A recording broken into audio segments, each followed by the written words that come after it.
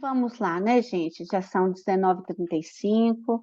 Eu acho que o pessoal chegou, eu acho que esse encontro vai ser muito frutífero, né? Nós vamos falar de algo muito importante, que está em todos nós, né?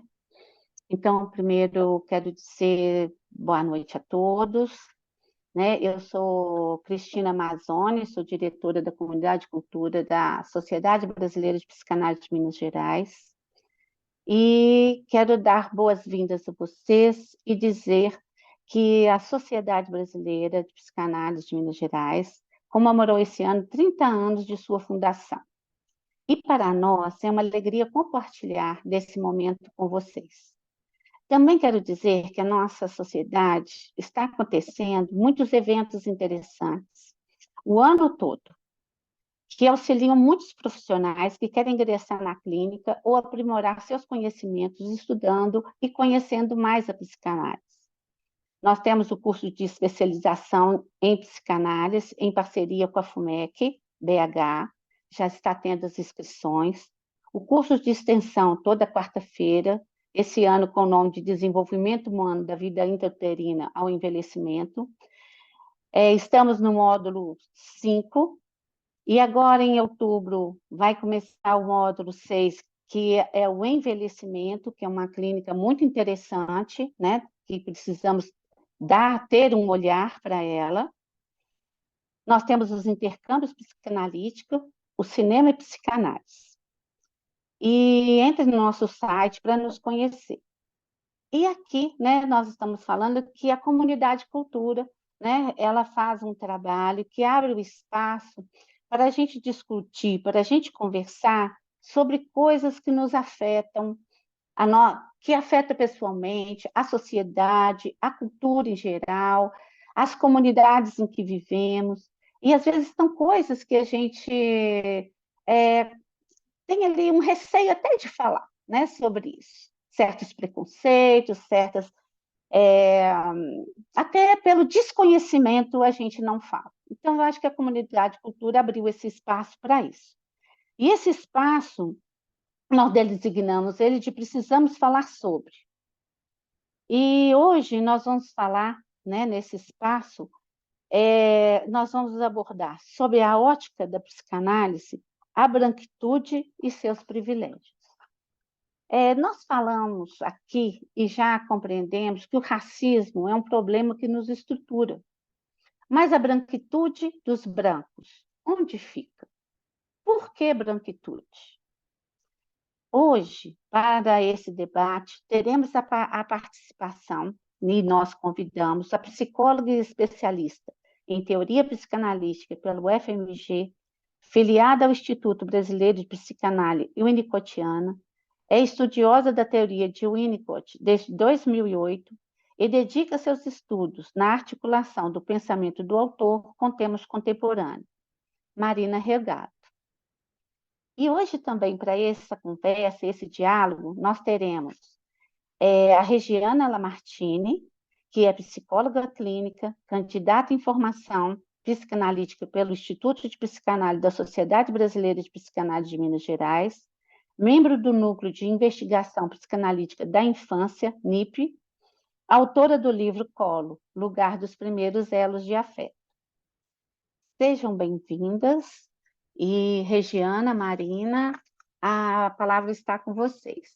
Eu vou pedir a vocês que mantenham o microfone fechado, e para o andamento do nosso trabalho, no final, né, do nosso encontro, nós vamos abrir para a gente fazer perguntas, tá ok? Obrigada, boa noite. Boa noite. Para a gente poder começar essa conversa, a Marina e eu achamos importante a gente entrar num clima emocional e entendermos que seria essa branquitude, porque enquanto brancos, ao ouvir sobre a branquitude, um primeiro pensamento é privilégios, mas eu ralo tanto, eu trabalho, dou duro, estudei, corri atrás para estar aonde eu estou. né? Não nasci herdeiro. Então, que privilégios são esses? Então, para a gente poder entender que privilégios nós estamos falando, né, enquanto lugar da branquitude, vou passar um breve vídeo para que a gente possa entender de que lugar é esse que nós brancos estamos.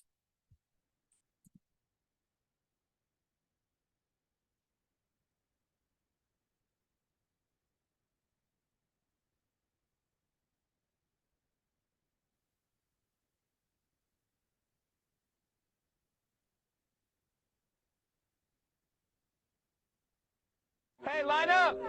Line up! Everybody line up! We're about to race! Everybody line up! Shoulder to shoulder! Take off your backpacks! Basketball, line up! We're about to race! Hey, we are racing for a $100 bill. The winner of this race will take this. It's a $100 bill. Before I say go, I'm going to make a couple statements. If those statements apply to you, I want you to take 2 steps forward. If those statements don't apply to you, I want you to stay right where you're at. Take 2 steps forward if both of your parents are still married. Take 2 steps forward if you grew up with a father figure in the home. Take 2 steps forward if you had access to a private education. Take 2 steps forward if you had access to a free tutor growing up. Take 2 steps forward if you've never had to worry about your cell phone being shut off. Take 2 steps forward if you've never had to help mom or dad with the bills. Take 2 steps forward if it wasn't because of your athletic ability, you don't have to pay for college. Take 2 steps forward if you never wondered where your next meal was going to come from. I want you guys up here in the front just to turn around and look. Every statement I've made has nothing to do with anything any of you have done. Has nothing to do with decisions you've made. Everything I have said has nothing to do with what you've done. We all know these people up here have a better opportunity to win this $100. Does that mean these people back here can't race? No. We would be foolish to not realize we've been given more opportunity. We don't want to recognize that we've been given a head start. But the reality is we have. Now, there's no excuse. They still got to run their race. You still got to run your race. But whoever wins this $100, I think it'd be extremely foolish of you not to utilize that and learn more about somebody else's story. Because the reality is, if this was a fair race and everybody was back on that line, I guarantee you some of these black dudes would smoke all of you. And it's only because you have this big of a head start that you're possibly going to win this race called life. That is a picture of life, ladies and gentlemen. Nothing you've done has put you in the lead that you're in right now. When I say go, on your mark, get set, go!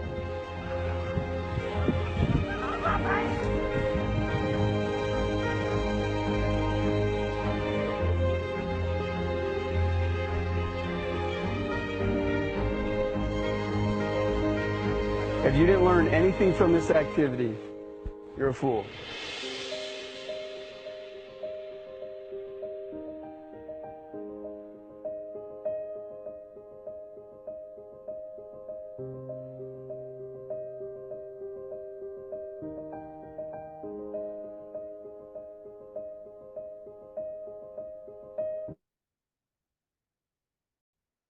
Bom, o vídeo é para isso, é para nos tocar, né? É para nos tirar do lugar aí de conforto e para a gente poder, então, se abrir para essa discussão. Eu vou começar com a introdução. O nosso trabalho, meu e da Regiane, foi construído em 4 mãos. A gente vai ler o nosso texto para tentar passar por todos os pontos, e aí a gente vai acolhendo, né, as emoções, as reflexões que forem aparecendo aí ao longo da apresentação, para a gente poder construir juntos uma reflexão aí ao final, tá? Vou seguir aqui, então, com a introdução. A ausência da temática do racismo nos estudos e teorias psicanalíticas se mostrou um empecilho para uma prática clínica atenta à complexidade desse sofrimento. Apesar de encontrarmos contribuições importantes de autores como Neuza Santos, Fanon, Virginia Bicudo, Lélia Gonzalez, entre outros, foi apenas recentemente que essa discussão adentrou o campo psicanalítico, convocando o analista a pensar os efeitos do racismo na constituição subjetiva dos indivíduos. Assim, se por um lado a teoria psicanalítica permaneceu por muito tempo indiferente ao problema do racismo, é necessário reconhecer que ainda permanecemos silenciosos em relação às discussões sobre a branquitude. Com isso, nos mantemos distantes de investigações que se debrucem sobre o branco como sujeito racializado, ou seja, que considere a ideia de raça na constituição do próprio sujeito e da própria identidade branca. Intelectuais em diferentes contextos históricos e sociais chamaram a atenção para os efeitos da colonização e do racismo na subjetividade, não só do negro, mas sobretudo do branco. Isso contrariava a ideia predominante de se estudar o tema partindo sempre do negro como objeto de estudo, excluindo, portanto, um ator fundamental nessa relação, o branco. Isso, além de revelar uma posição falaciosa que compreende o racismo como um problema dos negros, ainda nos protegia, sujeitos brancos, de uma discussão que nos implicasse em nossa responsabilidade e participação na manutenção do racismo. Diante disso, os estudos críticos da branquitude surgem justamente denunciando a necessidade de se considerar o papel da identidade racial branca enquanto elemento ativo nas relações raciais em sociedades marcadas pelo colonialismo. Dessa forma, o branco emerge como objeto de análise, parte fundamental na compreensão da dinâmica das relações raciais. Na contramão disso, constatamos que no campo psicanalítico, constituído por sua imensa maioria por analistas brancos, prevalece o silenciamento em torno do tema e faltam pesquisas que investiguem a experiência da branquitude dos próprios analistas. Isso parece contribuir para a ausência... Isso parece contribuir para a ausência do sujeito branco nas discussões sobre as relações raciais, além de impedir o enfrentamento de possíveis efeitos da branquitude na prática clínica e no campo da nossa produção teórica. Por isso, partindo do reconhecimento da urgência dessas questões, pretendemos aqui tomar o conceito de branquitude como eixo norteador. A partir disso, retornaremos para nossos teóricos de referência, buscando articulações que sustentem uma prática empenhada em enfrentar o silenciamento e a negação que contribuem para a manutenção do racismo e das desigualdades. Nossa apresentação será feita de forma conjunta.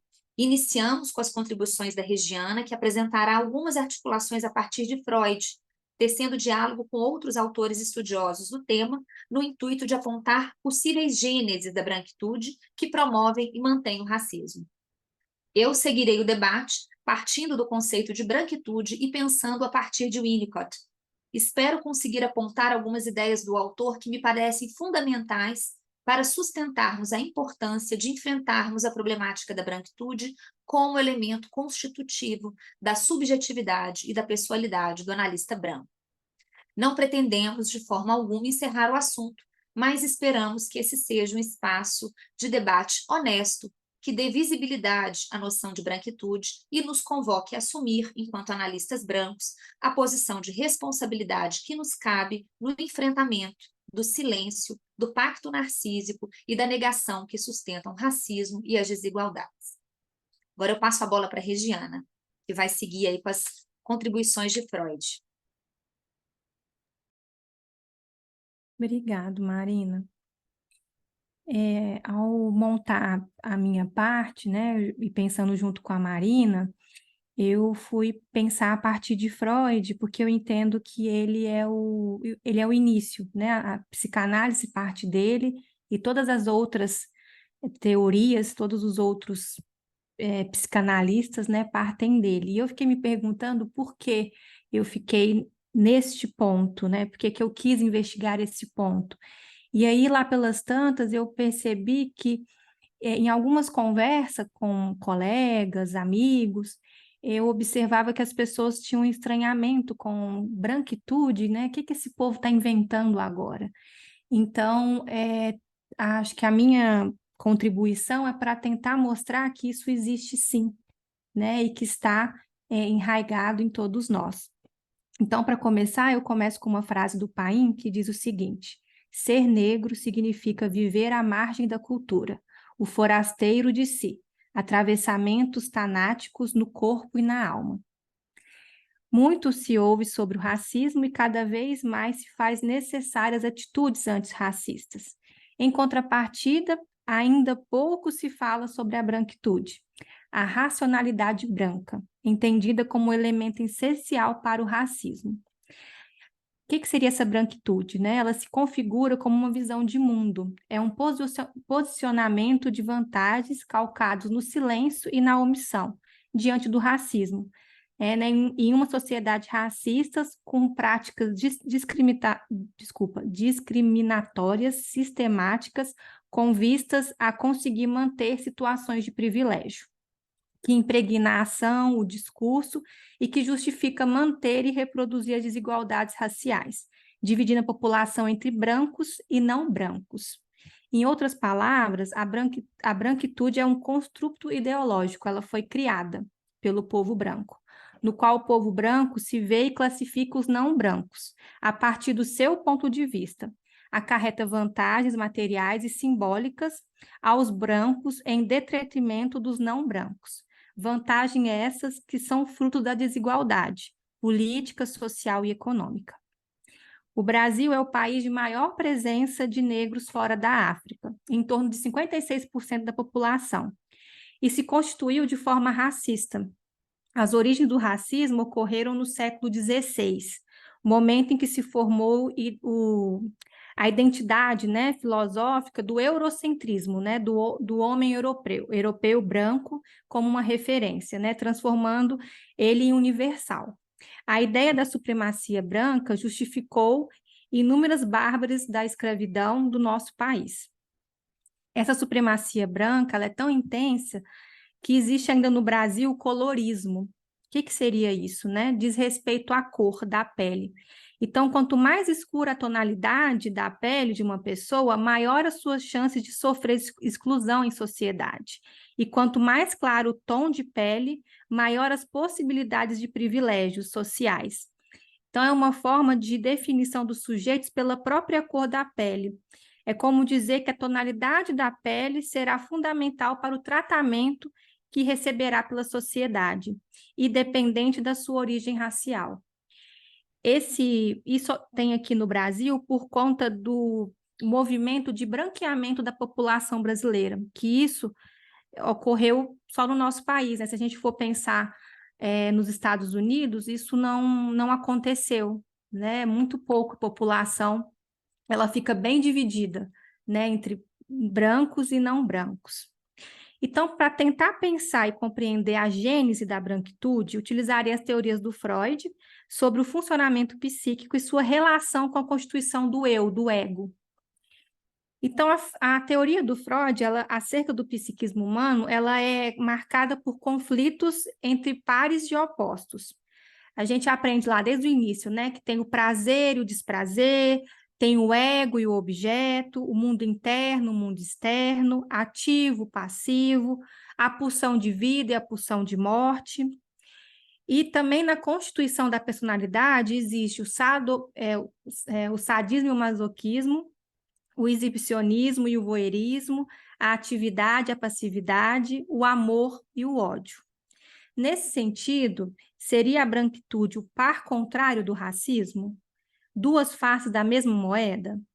Para que a branquitude se sustente no poder como superior, faz-se necessário o inferior.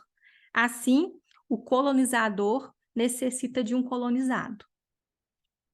Nas palavras também do Paim, ele diz assim, abre aspas, o branco tem no negro uma tela de projeção, via identificação pelo reverso. Esta condição é viabilizada pelos destinos funcionais narcísicos, o retorno sobre si mesmo e a transformação no contrário. Nesse processo, o negro figura como uma besta selvagem, que é a projeção, que tem que ser domesticado por aquele, o branco, que se diz civilizado. Eu vos trago à luz o saber universal. Tenho a missão de tirá-los das trevas. Entretanto, o cenário protagonizado pelos que se intitulam enviados de Deus é de quem a consideração para com a sua espécie é algo estranho. Vivemos em um mundo teoricamente branco, no qual o ponto de partida é sempre branco, já que não há necessidade de, por exemplo, ao eu descrever uma pessoa, né, eu não digo que ela é branca, mas quando eu vou descrever alguém negro, eu preciso colocar isso na minha oração, né? Fulano negro. Então, essa ideia do branco como universal, ela está internalizada no nosso imaginário, né? É algo que está dado, pronto, né? Pensa em homem, a gente pensa numa figura de um homem branco. Então, nossa sociedade foi criada a partir de ideais narcísicos da supremacia branca, onde ser branco é ter poder, é ter acesso pleno ao conhecimento, é ter privilégios, é ser belo, é pertencer a uma raça superior. Ser branco é ser.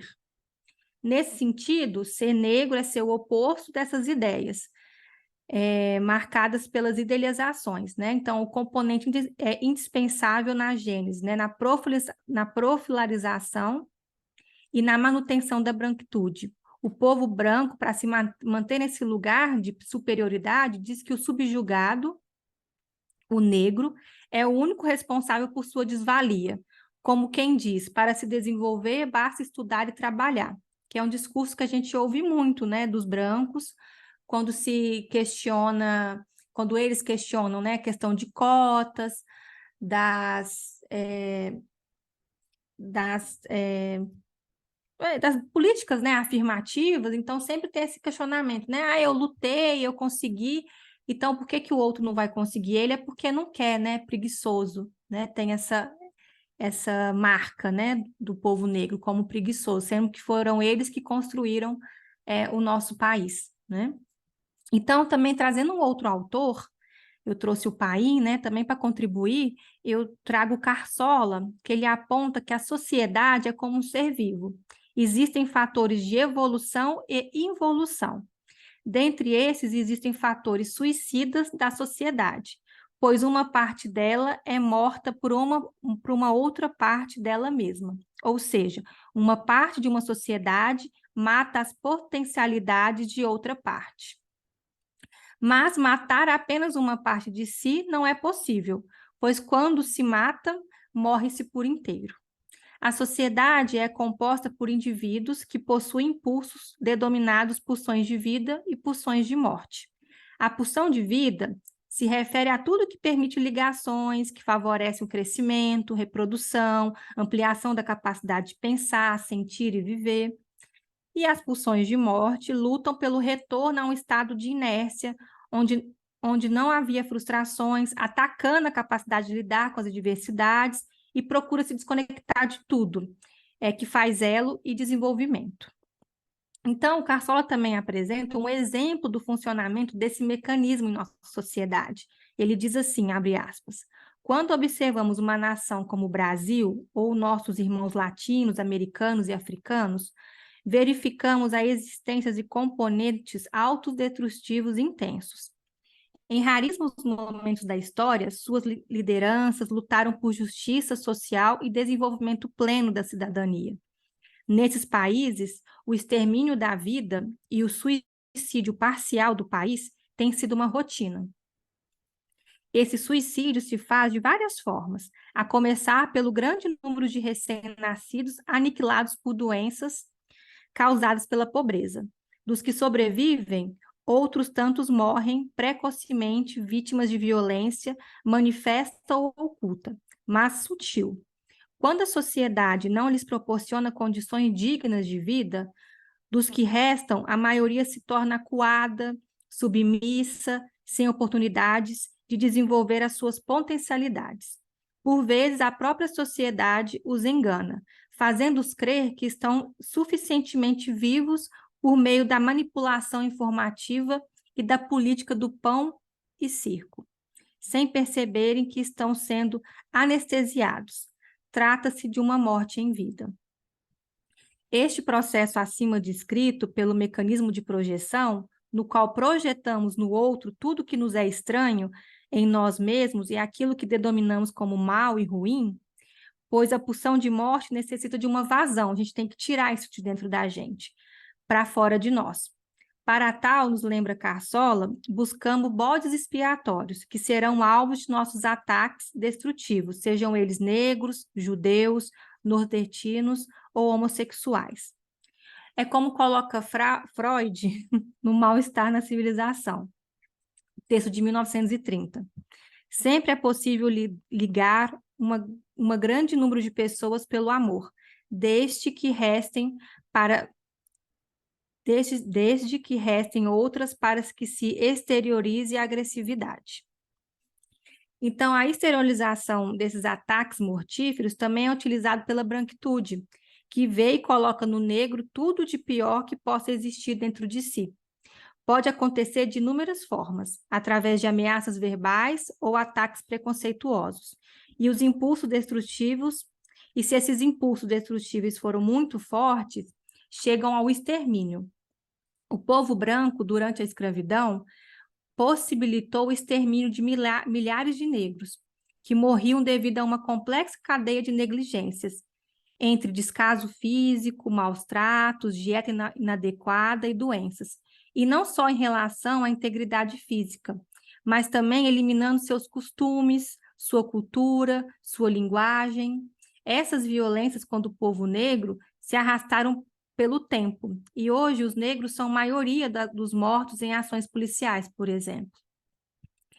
As questões do racismo e da branquitude perpassam pela constituição do eu, baseado no narcisismo e nos seus destinos em nosso processo identificatório. O eu, quando eu digo eu aqui, eu estou dizendo o ego, tá? O eu não existe desde o início. Ele é estruturado a partir de uma relação. Eu e o outro, né? A mãe e o bebê. Então, mesmo que a princípio eu acredite que só exista ele, que é o narcisismo primário, sentido como estado de plena completude, neste processo identificatório primário, Freud, em 1914, denominou um eu ideal. À medida que esse eu se desenvolve, vai sofrendo frustrações, ele vai vendo que ele não é assim tão poderoso, né, tão criador de tudo, vai se instaurando o ideal do eu. E esse ideal do eu buscará este primeiro estado perdido, do eu ideal. O eu ideal, então, carrega em si um ideal, a sua majestade, o bebê, que no nosso imaginário é um bebê Johnson, branco, loiro e de olhos azuis, destinando ao ideal do eu, de eu, buscar por toda a vida retornar a esse eu ideal. Nas palavras de Paim e do filho deles, eles escreveram, né, um livro junto, eles vão dizer assim: esse contexto é compatível com as lógicas das idealizações oriundas do eu ideal, inventada pela perversividade do branco, quando criou o negro. Sim, o negro é uma invenção do branco, que segue sendo reeditada por este, diuturnamente. Tal invenção tem como meta a racionalização desse outro, que é colocado no lugar de um não-humano, ou de um humano de segunda linha. Portanto, o negro é alguém sobre o qual tenho o direito de exercer todo o meu poder tirânico, em nome de torná-lo um ser civilizado, ou melhor, um ser subalterno, do qual posso dispor de acordo com os meus interesses, visando gerar, perpetuar e alargar as vantagens materiais e simbólicas aos brancos em detrimento dos não brancos. Então, essa construção do eu provoca nos brancos um pacto narcísico, silencioso e invisível, né? Colocando o branco como universal e causa nos não brancos uma ferida narcísica devido à busca massacrante de um ideal branco nunca alcançado. Ou seja, isso significa que o eu ideal tem uma cor e essa cor é branca, mantendo o povo negro no lugar de submissão, sem representatividade. Segundo Paim, diante dessa constatação da formação do eu ideal e do ideal de eu, há um importante trabalho interno a ser feito por nós brancos. Um trabalho de luto, de abrir mão do privilégio, sair do lugar de supremacia e se responsabilizar por nossos atos. Então, constatamos, né, que a branquitude ela é estrutural, assim como o racismo. Isso significa que faz parte da nossa estruturação como indivíduos, consequentemente da nossa sociedade. Então, enquanto parte dessa estrutura, será que basta dizermos que não somos racistas?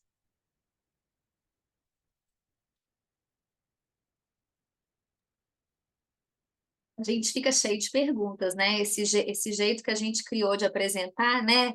Regiana, a gente vai guardando as perguntas, né? Imagino que o pessoal também, mas eu vou tentar trazer o que eu entendo como contribuições de Winnicott, que vão numa direção um pouco diferente do que o Freud vai trazer e um pouco diferente do que a Regiane trouxe, porque vocês sabem que o Winnicott ele não vai fazer uso da metapsicologia como Freud fazia, né? Então a ideia de ideal do eu, né? Eu ideal não são conceitos que a gente vai pensar em Winnicott, mas eu vou tentar trazer, então, o que seriam ideias winnicottianas que eu acho que sustentam a tese, né, que acho que a gente está tentando trazer aqui, da importância do analista branco se haver com a sua branquitude, né, e o que isso pode significar em termos da nossa clínica, em termos das nossas análises pessoais, em termos dos nossos estudos teóricos e formação. Então, eu vou lendo, tá? E aí, se tiverem dúvidas, eu volto nas dúvidas ao final. Então, eu começo assim. Adentrar na discussão sobre a branquitude nos leva a encarar alguns estereótipos em torno do racismo que são recorrentes e parecem corroborar para uma certa obscuridade no debate. Não é raro que, diante do tema, ouvirmos, inclusive de colegas analistas, que estes não são racistas. A fala aponta para uma confusão comum e conveniente. A ideia de que, ao afirmarmos não sermos racistas, estaríamos assegurados de que não praticamos atos racistas.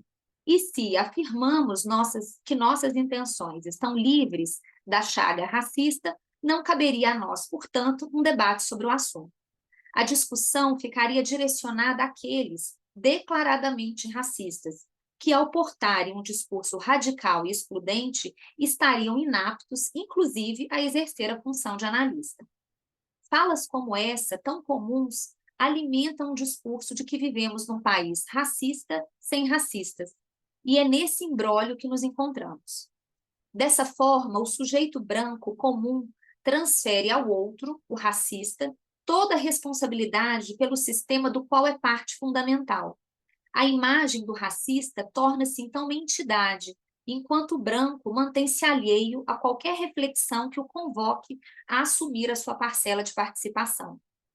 Hannah Arendt, ao longo de toda a sua obra, nos ensinou que o mal nem sempre se apresenta encarnado na imagem de um ser diabólico ou perverso.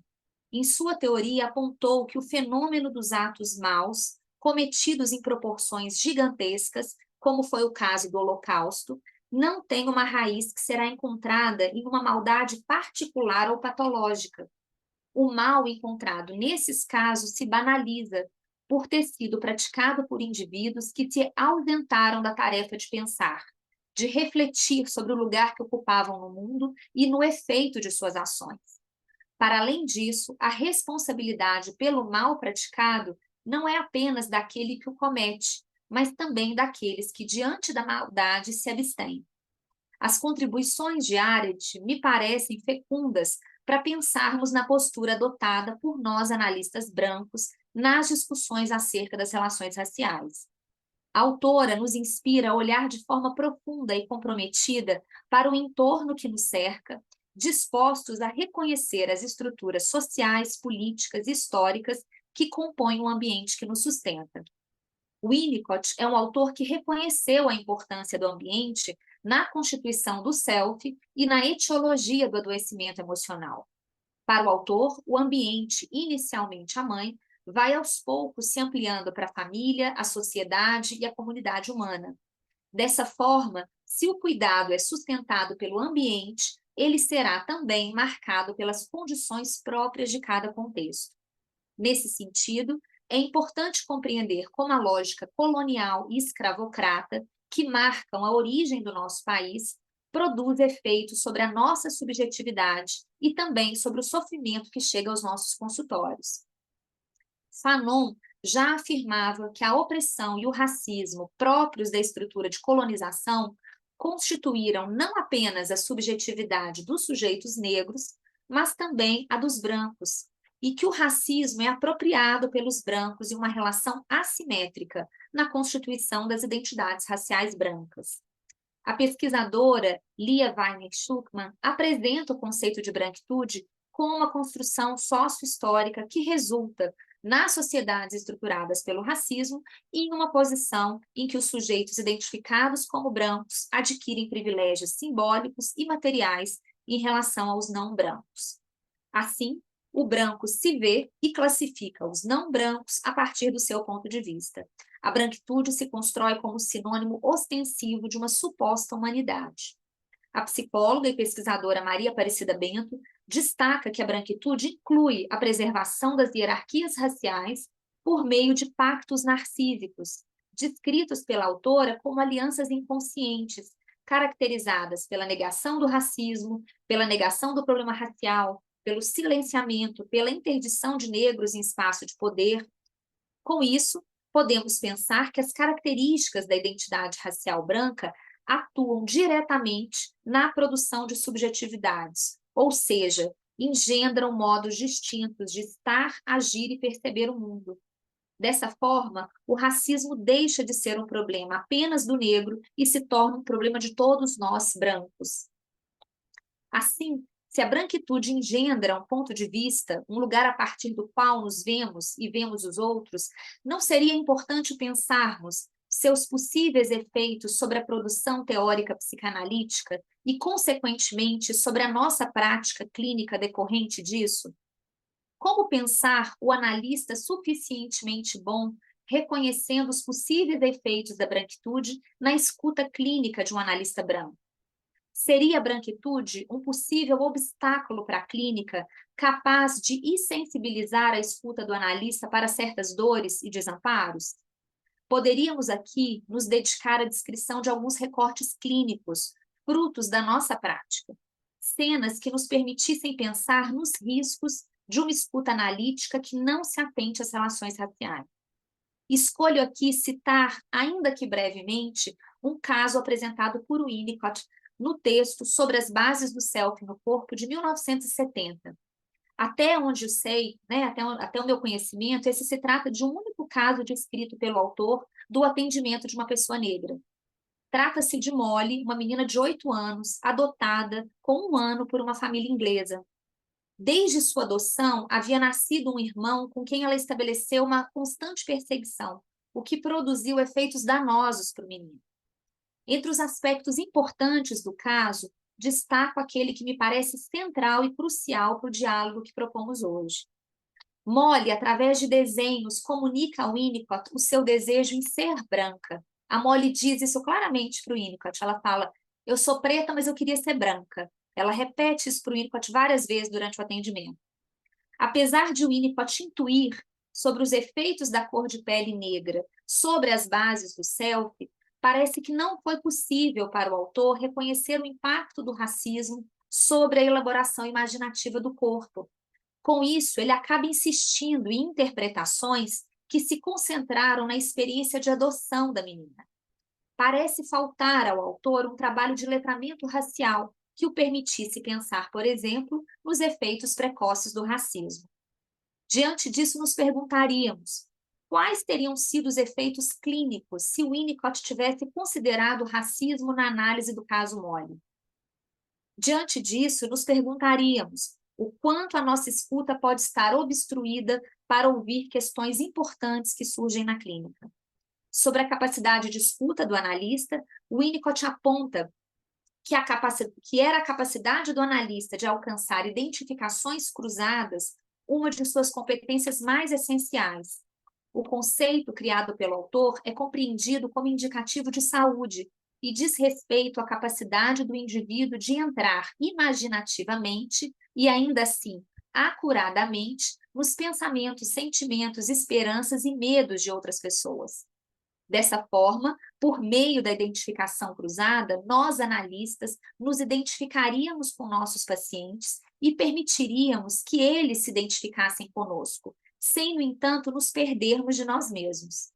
Se adicionarmos à leitura desse conceito a noção de branquitude que estamos discutindo aqui, poderíamos nos perguntar se nós, analistas brancos, nos sentiríamos aptos a afirmar nossa capacidade de nos identificarmos com o negro, com os povos originários, sem antes enfrentarmos a invisibilidade produzida pela nossa própria branquitude.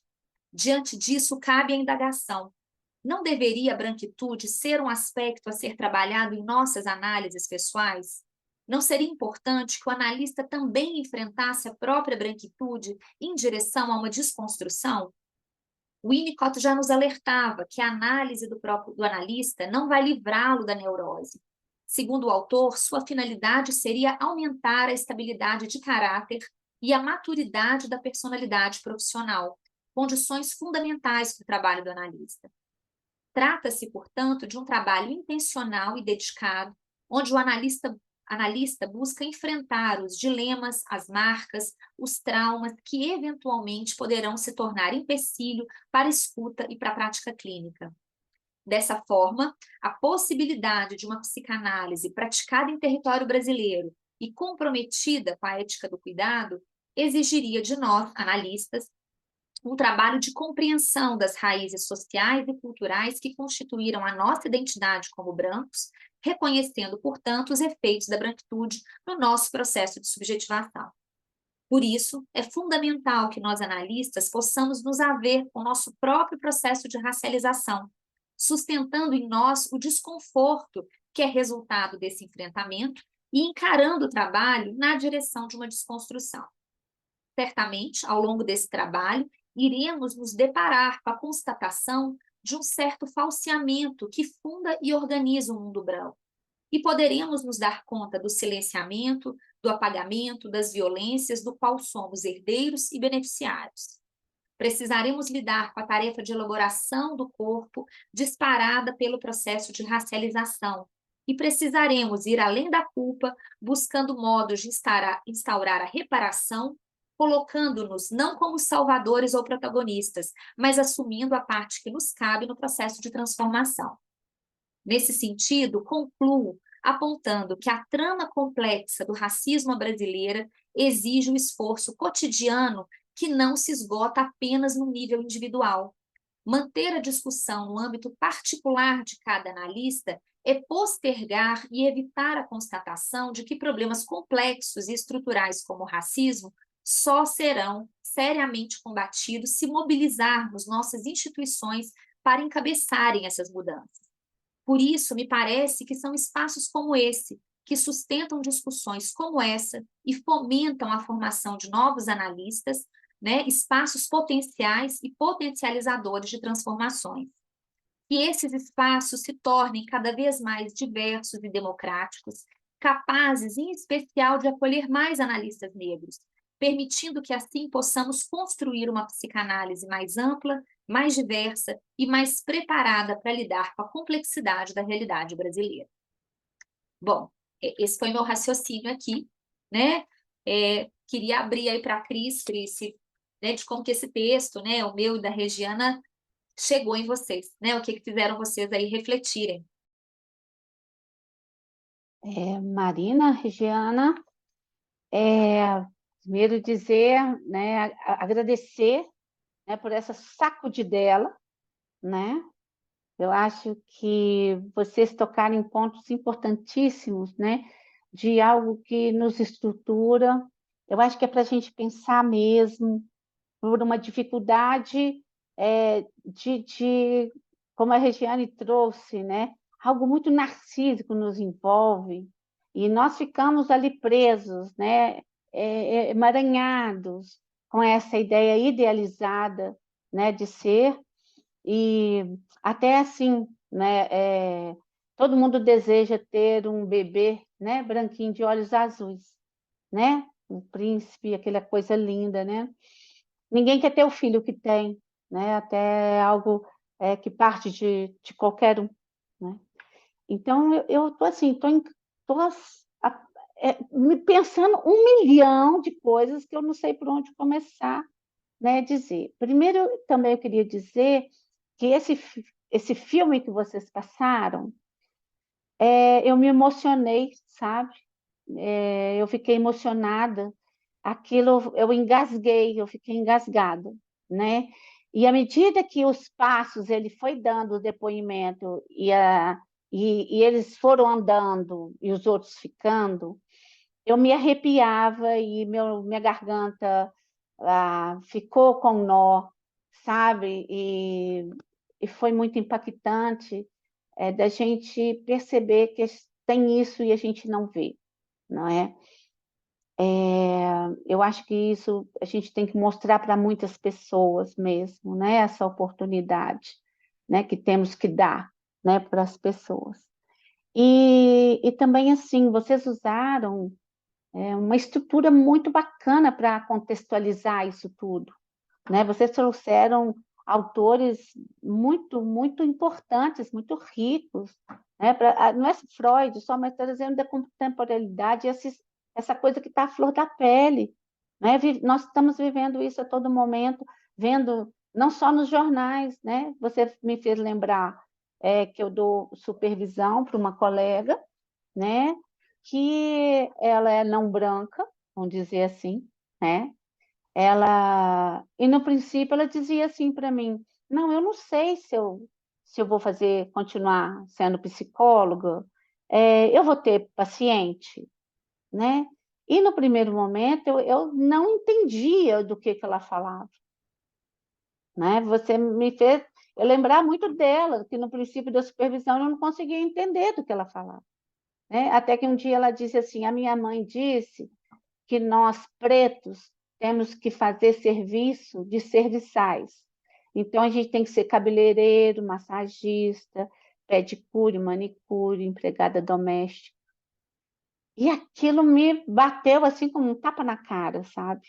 E, e ela estava lá fazendo supervisão, lutando pela clínica, e hoje eu fico muito feliz dela ter ficado um tempo, sabe? A gente fez, e hoje ela ocupa um cargo muito importante na nossa prefeitura, como é uma pessoa que lida com a educação hoje, ela especializou em psicologia educacional, e ela ocupa um lugar de diferencial, né?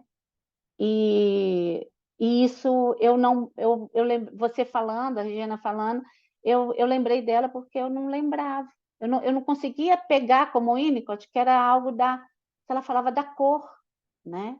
E eu fui para vários caminhos, até que um dia ela falou, não, a minha mãe me disse, algo estruturado dentro dela, e que eu estava estruturada também em não ver, né?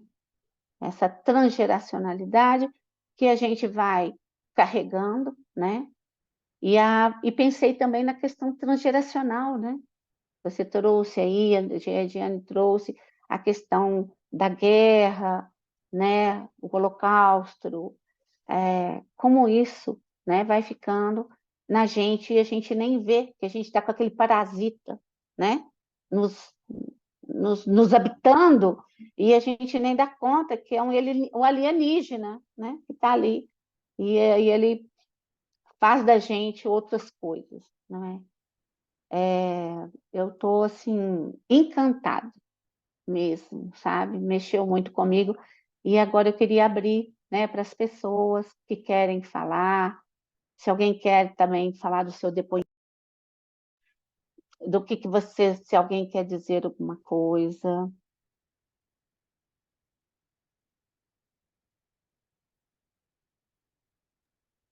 Eu ia dizer, Cristina, que eu acho que a gente podia ter ficado só no vídeo, né? Assim, se a gente deixasse o vídeo e a gente fosse falar sobre o quanto esse vídeo ele né, um raio-x, assim, né, do que é, quando a gente fala, eu inicotiana, né, eu falo de ambiente suficientemente bom o tempo todo, né, como é que a gente vai pensando nas camadas de cuidado que vão constituindo o indivíduo, né, porque eu acho que a cada pergunta que aquele rapaz vai fazendo, a gente está pensando numa camada de cuidado, e a gente vai se dando conta de como a nossa população, ela é desprovida dos cuidados mais básicos, e como que esses cuidados vão a gente vai falhando, né, com muita gente, né? E acho que por isso é um vídeo que mexe muito com a gente, né? Mas nós achamos também importante, Cristina, acho que a Regina vai concordar, trazer, vir aqui acompanhada de autores de peso, porque eu acho que o tema da branquitude ele pode muito bem cair num lugar que a Regiana trouxe, né? Ah, mas é mais uma ideia aí que vocês estão inventando para complicar o negócio, né? E aí eu acho que a gente traz esses autores para a gente dizer que quem desconhece isso precisa correr atrás logo, né? De Uhum. se envolver na companhia desses autores, que a nossa psicanálise não vai dar conta mesmo, né? Quando eu trago o exemplo do Winnicott, não é para a gente apedrejar o Winnicott, né? É para a gente pensar que até o Winnicott, né? Que é alguém Uhum. que serve de referência tem lá os pontos cegos, e são pontos cegos que podem se constituir como falhas no atendimento, né? Porque eu acho aqui que se a leitura de Winnicott tivesse sido outra, ele poderia ter acolhido muito melhor a Molly do que esse lugar onde ele ficou, né? É muito nítido na descrição do caso que a menininha tenta várias vezes. E quantas vezes os nossos pacientes não tentam dizer uma, duas, três vezes e a gente não escuta, né? Então, acho que a gente precisou trazer essas companhias desses autores para a gente trazer peso mesmo para a nossa apresentação, né? Acho que isso é importante. Alguém gostaria de falar? Eu acho que é tão legal, né, trazer a experiência de vocês, né? Porque eu acho que às vezes vocês viram isso de perto também, né? Não só a gente aqui que está trazendo a Regiana, a Marina, ou eu mesmo, né? Mas vocês também podem ter vivido coisas e trazer essa experiência para nós, né? Para a gente ajudar a pensar juntos, né? A Rebeca disse É. que quer falar, Cris. Oh, desculpa, Rebeca, é porque vou abrir o chat aqui. Rebeca, fica à vontade. Pode falar, pode abrir seu microfone. Obrigada, Regiane. Boa noite. Foi muito um acaso eu ter conseguido entrar nessa live. Vou aproveitar meu momento para tietar, né? Porque eu seguia uma psicanalista, e desculpa se eu chorar, é porque eu estou chorando. Eu segui uma psicanalista, ela indicou a Marina, e eu comecei a seguir a Marina, né? E eu escrevo poesia, só que, tipo assim, poesia bestinha, né? Só que quando eu fui ver os textos da Marina, eu falei, gente, isso daqui é poesia pura. Não, tipo assim, porque é o jeito que ela escreve. Eu fiquei assim, gente, sem palavras, sabe assim, eu coloco tudo, eu salvo tudo para depois eu ler de novo, porque impacta, sabe, as coisas que ela escreve. E aí, hoje era tudo para eu não estar aqui na aula. Eu até mandei uma mensagem para a Marina e eu descobri que ela é uma diva acessível, né? Ela responde, porque eu nunca tinha usado. Era para eu estar na atividade avaliativa, cancelou, aí eu consegui estar aqui nessa live. E eu sou de uma cidade do interior da Bahia, não sei se vocês conhecem, Vitória da Conquista. E aí eu tô cursando psicologia, tô no 8º semestre. E aí a gente pegou uma matéria chamada etnopsicologia, que aí vai falar não só sobre as pessoas negras, mas fala também um pouco sobre os povos originários, mas a gente acaba centrando mais nas pessoas negras. E aí era assim fácil de ver a professora dando aula, porque ela passava o conteúdo, vamos supor, as referências, né, bibliográficas, leiam isso, isso, isso para aula, para a próxima aula. E aí eu lia. Só que tipo assim, independente de ter aquela aula, eu sempre iria ler, porque é um assunto que não é porque eu sou negra, porque não tem pessoas negras que não se sentem confortáveis em falar sobre o assunto e tal. Só que a minha forma de lidar com isso é estudando. Então, eu estudo racismo não é ininterruptidamente, porque volta e meia eu paro. Vamos supor, quando eu fico muito emocionada, tem umas épocas da minha vida que eu não quero saber notícias de racismo. Mas já fazem 10 anos que eu estudo, então, independente dessa matéria, eu estudaria de qualquer maneira. Só que eu percebi ali, só tinha duas pessoas brancas que liam os textos da aula. Então, a aula gerava entre eu, a docente, tipo assim, eu falei, gente, tipo assim, uma oportunidade. Eu não sei como é que são os outros cursos, se todos têm essa disciplina de etnopsicologia, que é muito importante. Mas, assim, a disciplina tá ali para falar sobre o assunto. A professora passa uns textos excelentes, até depois eu vou mandar para a Marina, que quando ela falou sobre esse atendimento de Winnicott, me lembrou. E, tipo assim, não dá valor, entendeu? E eu fico pensando, como é que vai ser o futuro? É para eu ter esperança ou não, mas eu queria agradecer muito pelo momento. A Regiana, eu não falei, né, de você ainda, não conhecia. Você, a senhora, não sei, enfim. Mas foi muito legal te ouvir também, Regiana. E é isso aí. Obrigada pelo negócio. Não chorei aí, tá vendo? Consegui. Aí depois, se alguém souber aí de vocês que são, né, fora de onde eu sou, se tem isso de etnopsicologia nas outras graduações, Não como é que vi. foi para vocês e tal. Obrigada. Marina, você quer falar com a Rebeca primeiro ou quer escutar o pessoal primeiro? Eu preciso só devolver o carinho, né, Cristina? Ver se eu posso com isso, né? Rebeca, a gente Aham. conversa no off, tá? Porque eu preciso te agradecer. Mas isso que você fala da disciplina, eu não tive essa disciplina na minha universidade, passei longe disso na minha universidade, né? Talvez na psicologia social a gente via muito pouco, né? E aí eu acho que tem a ver com o que você está dizendo, assim, né? De quem também vai se engajar no movimento de ir atrás dessas coisas, né? Então, não sei a experiência de quem é mais jovem, né? E tem aí os cursos mais atualizados, mas na minha geração, que me formei há 15 anos atrás, não falávamos disso, isso não existia, né? Então, eu fico pensando em o tanto de coisa que a gente deixou de ouvir na clínica, que é resultado disso, da nossa ignorância, né? Do tanto que a gente não sabia sobre o tema. Eu também desconheço, viu, Rebeca? E achei muito legal ter essa planta, ter plantado isso de alguma maneira, né? Aqui, atualmente, também na faculdade que eu conheço aqui não tem, e eu acho que eu vou colocar essa ideia para o nosso coordenador aqui, viu? Excelente, Rebeca, né? Vamos plantar essa semente, tá? Brinda, você quer falar, Regiana? Desculpa. Sim, Rebeca, prazer também conhecê-la, né? Você está muito bem acompanhada ali com a Marina, e fico feliz em saber, né, que na Bahia, que eu acho que é o berço do nosso país, né, e onde está a maior população negra, possa dar esse pontapé de ter essa disciplina.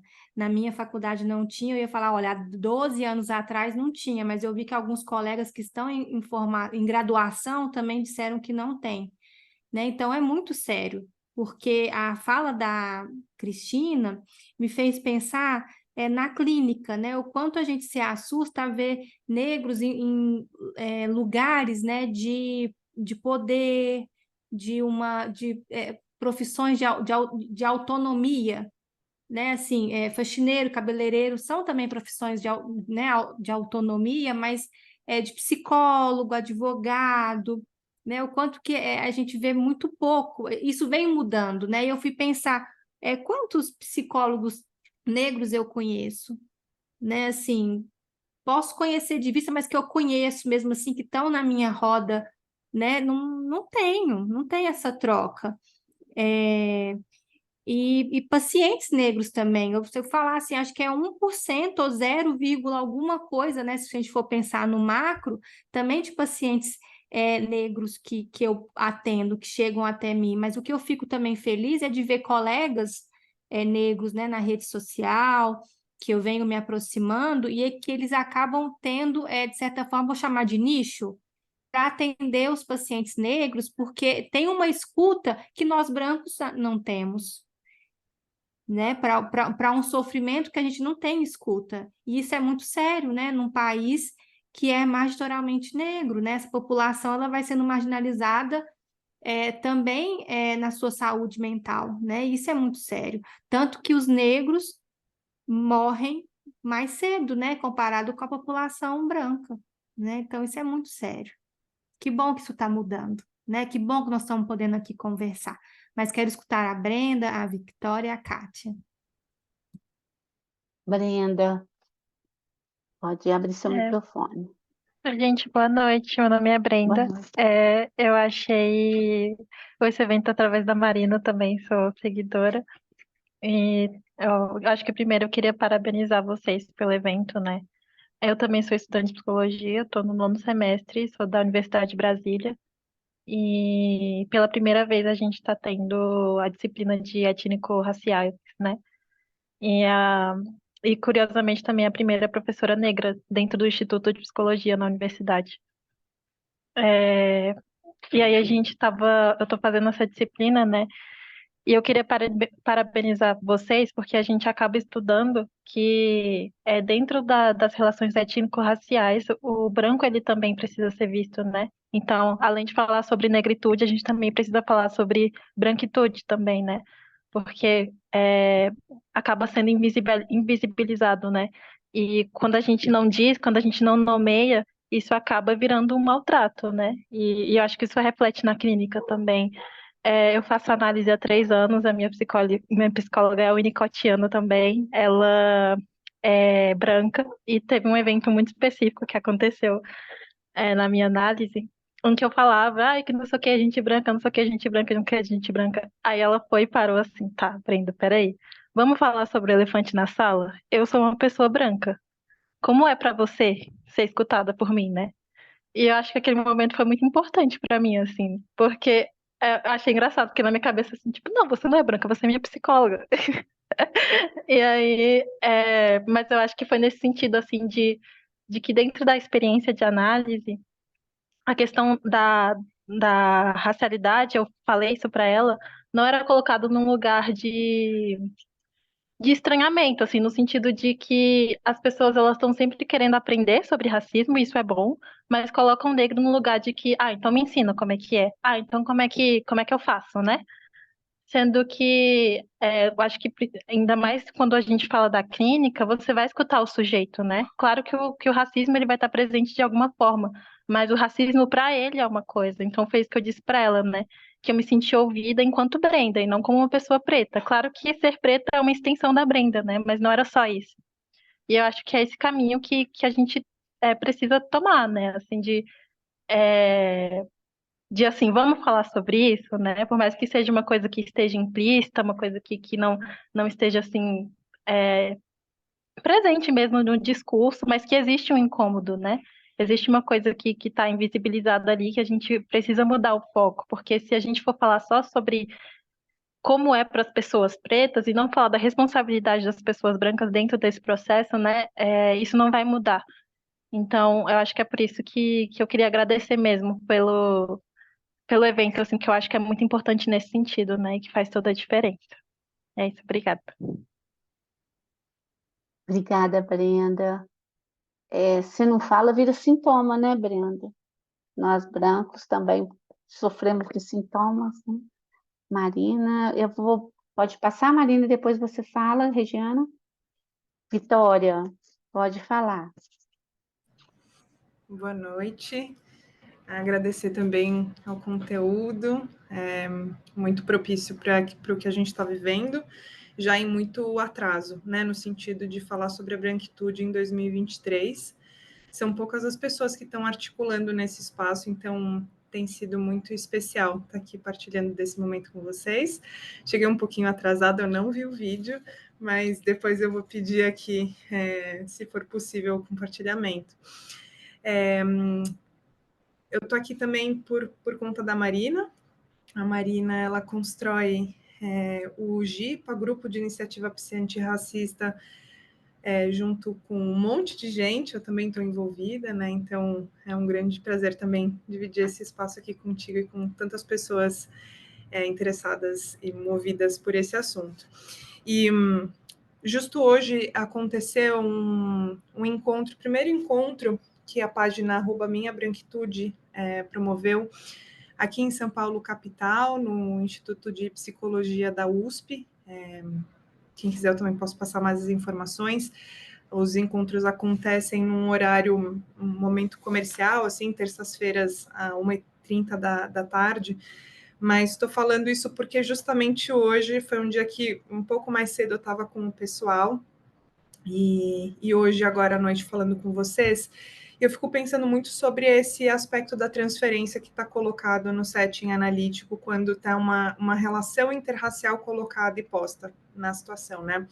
E eu achei muito curioso a Brenda ter falado agora há pouco sobre a experiência dela, e vou compartilhar agora um trechinho do que eu vivi recentemente com uma pessoa que eu atendo. Ela é uma mulher negra, e ela veio por meio de uma vaga que eu abria num recorte social e afirmativo mesmo, né? Então, foi essa maneira que, de alguma forma, eu pude também dar mais espaço, porque para mim não estava fazendo mais sentido só atender pessoas brancas, né? Não existe uma construção antirracista atendendo só pessoas brancas, sendo uma pessoa branca, né? E aí teve um momento que essa pessoa é uma mulher cis, ela, por volta ali dos seus 20, 30 anos, ela estava... foi muito curioso que ela estava contando para mim como uma pessoa tinha sido tremendamente... eu vou usar aqui um português bem refinado, tá? Mas uma pessoa tinha sido escrota com ela, tinha sido muito violenta, na verdade, e ela estava encontrando formas muito delicadas de dizer que a pessoa é uma pessoa querida, é uma pessoa gente fina, mas é que aquele dia ela realmente estava um pouco mais invasiva nos comentários, né? E aí, naquele momento, me deu um clique e eu perguntei, olha, fulana, deixa eu só fazer um parênteses aqui, por acaso essa pessoa que você está falando é uma pessoa branca? Por quê? Tá. Por que será que você está precisando falar que é uma pessoa muito gentil, muito, né, enchendo a pessoa de elogios antes de falar que ela foi escrota com você? E eu usei exatamente essa palavra, né? Essa pessoa foi violenta com você. E por que será que você está precisando, de alguma forma, passar um melzinho na ponta da flecha antes de comentar sobre ela? Né? Eu achei muito interessante o que você trouxe, Brenda, da pessoa que te acompanha, que você está construindo esse espaço junto com ela, de trazer isso muito, muito para fora. Porque quanto mais a gente deixa de olhar para essas sutilezas, menos espaço a gente tem de uma construção, de uma transferência real, né? E, assim, nesse momento que esse episódio acontece, já fazia uns 3, 4 meses que a gente estava elaborando esse espaço juntas, né? Depois desse ponto, dali para frente, todas as nossas sessões, em algum momento, chega a temática sobre raça. Sejam por meio das relações dela, das trocas afetivas, da família, do trabalho, na própria análise. E só agora, e assim, e me problematizando mesmo nesse espaço como uma mulher branca, só agora eu consigo perceber o tamanho da intensidade e da importância disso estar colocado na sessão, ponto final. Não tem como não estar colocado, né? Então, enfim, eu queria trazer, porque de alguma forma é um apontamento, no caso dela, sobre uma pessoa branca, mas que ela estava florescendo. A pessoa, eu falei, essa pessoa foi violenta e escrota com você. Ela não é isso que você está falando. Então, enfim, queria partilhar desse episódio que aconteceu comigo. Muito obrigada pelo espaço. E agradeço muito o conteúdo. Fiquei Nossa, a gente que pensando, foi agradece. racista, né? Acho que mais do que escrota, acho que foi racista, né? A gente também precisa falar isso, né? Porque existe o racismo no nosso país, né? Total, nesse momento, é que assim, total, Regiana, é racismo. Só que naquele momento, como a gente nunca, por mais que ela tivesse entrado por meio de uma vaga afirmativa, né? Estou colocando bem entre aspas, porque fui eu que fiz, né, esse movimento, mas no sentido de a gente não tinha falado abertamente sobre a questão de raça. Então, eu também não quis ultrapassar um lugar, porque eu pensei, bom, ela até pode ter vindo por meio de uma vaga afirmativa, mas será que será que faz sentido já trazer o racismo? Né? Então, eu acho que também é outro ponto, né? O como que a gente traz os nomes dessas violências, Sim, né? Vitória, me desculpa se pareceu que eu acho que a sua conduta não tem o que falar, né? Assim, mas acho que aqui entre nós a gente pode nomear dessa forma, né? Assim, ela sofreu racismo, né? Acho que é importante a gente começar a perceber que é racismo, sim. Mas eu acho que a sua conduta tá, né, perfeito. Acho que vocês têm que construir isso também até para ela, né, pelo que você está me contando para nós, poder ter essa possibilidade de quando fizerem esse ato contra ela, ela poder se defender, né? Enfim, né? Que bacana. Eu queria aproveitar, deixa aí que a Vicky trouxe da Regiane, que eu acho tão interessante, Vicky, assim, como que às vezes a gente tem um certo pudor de falar disso com os nossos pacientes, nós enquanto brancos, e a gente não tem pudor, por exemplo, e a gente entende até que cabe como intervenção, como quando a gente às vezes tem que nomear para o paciente uma violência que ele está sofrendo. Então, por exemplo, se a gente tem uma paciente que está sofrendo algum tipo de abuso em uma relação amorosa, a gente vai aos poucos, né? Acho que à medida que o paciente vai dando conta, nomeando para o paciente que aquilo é violência, que aquilo é muito, que aquilo é excessivo. A gente entende que muito do nosso trabalho como analista é nomear a violência que o outro muitas vezes não se dá conta.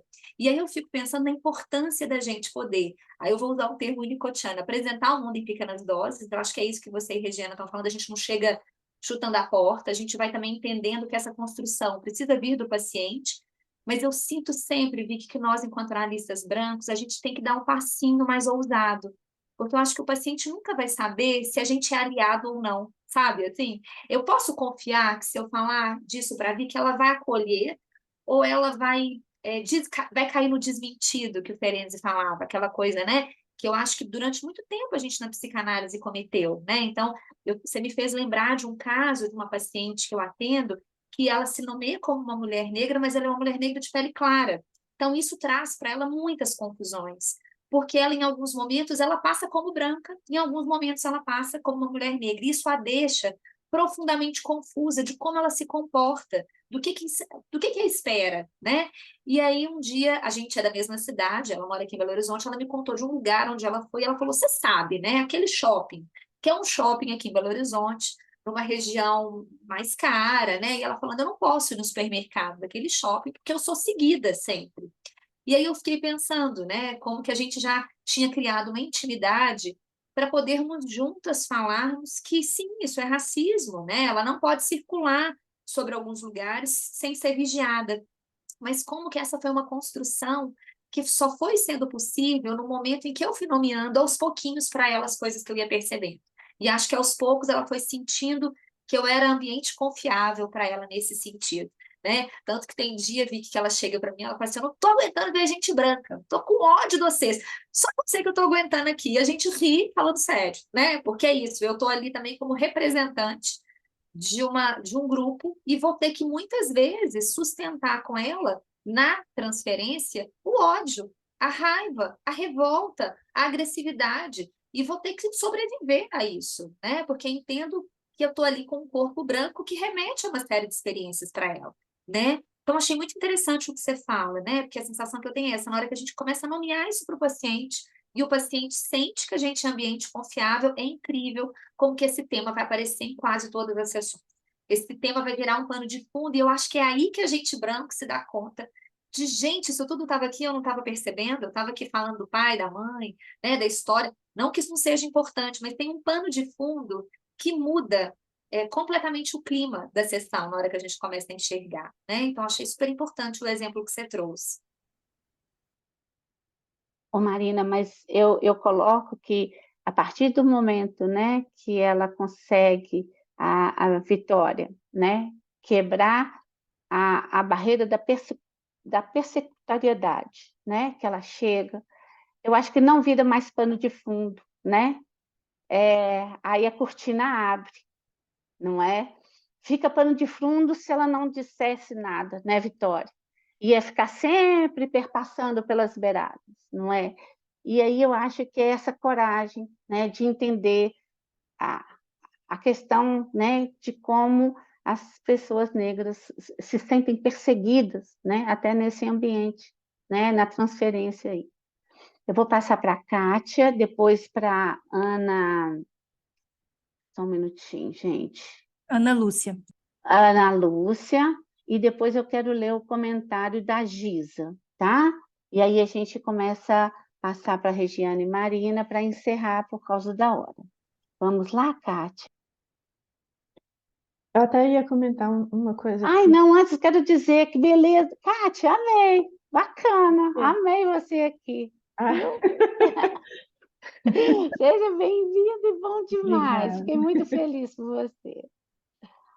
É, eu ia comentar outras coisas, mas a fala da Giza no chat me fez lembrar disso. Eu comprei essa versão do livro do Fanon, né? E aí como é que fala? No prefácio é escrito por uma mulher negra que chama Grada Quilomba. Eu vou ler um pedacinho que ela fala sobre a mulher negra.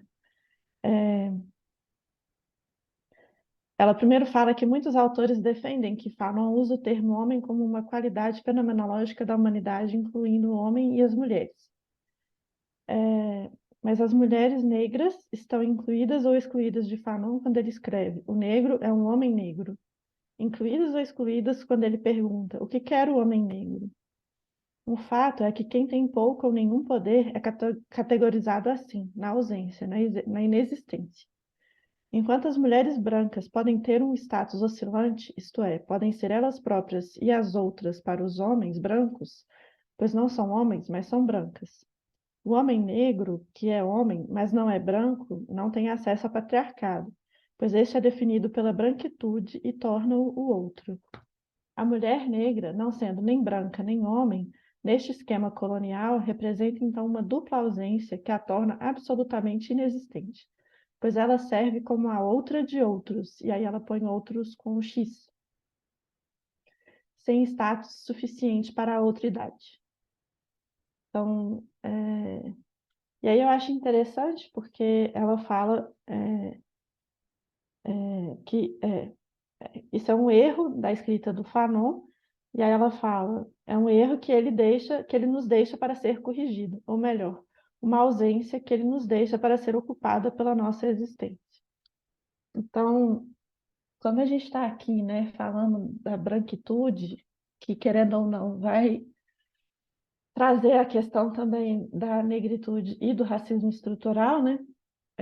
A partir do momento que a gente admite essa existência, ela deixa de ser, ela pode ser dita, né? Como foi o exemplo da Vitória, o exemplo da Brenda, o exemplo da Rebeca, né? Assim, que a Marina também trouxe, como que isso tudo pode transparecer a partir do momento que a gente admite que algo existe, né? E aí eu acho que é uma questão que transcende a psicanálise. A gente não pode usar só a psicanálise, ou tentar usar só a psicanálise, para tentar abordar essa situação. A gente precisa de outros autores, de outras áreas, não só, né? O Fanon é um sociólogo, um médico, psiquiatra, mas tem outros autores, né, que são também importantes, que agora me deu branco, mas são. Então, eu acho que a gente tem que expandir também um pouco para fora da psicanálise. A psicanálise concentra muito, querendo ou não, no indivíduo. E isso é uma questão que é social, não é individual só, né?